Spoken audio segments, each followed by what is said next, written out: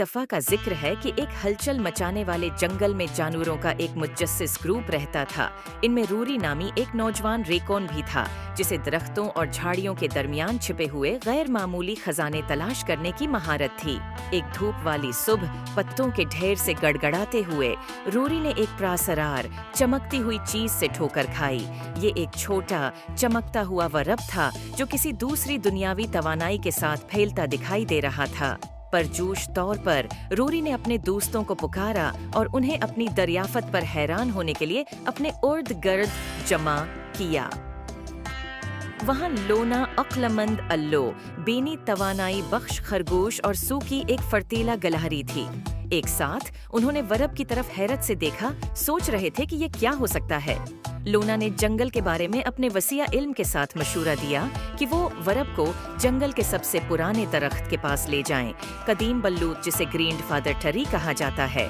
Legend ये है कि दादा के दरख्त के पास जमानों की हिकमत थी और वो जंगल के इसरार को खोल सकता था। रूरी के बेग में वरब को बहफाजत ले जाने के बाद दोस्तों ने घने जंगल के जरिए सफर का आगाज किया।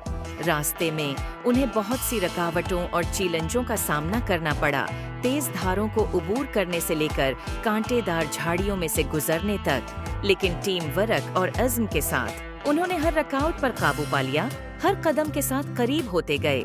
आखिरकार वो दादा के दरख्त की शानदार मौजूदगी में पहुंच गए। एहतराम के एहसास के साथ उन्होंने वरब को दरख्त की बुनियाद पर रखा और इंतजार में इंतजार किया। जैसे ही सूरज गुरूब होने लगा, जंगल खामोश हो गया और एक नर्म चमक ने वरब को लपेट लिया। अचानक वरब रोशनी के साथ नब्ज करने लगा, रंगों के कलीडोस्कोप में इर्द गिर्द को रोशन कर रहा था। दादा के दरख्त की शाखें जोश व खरोश से सरसराती हुई जैसे ही जंगल में एक नर्म आवाज गूंजी।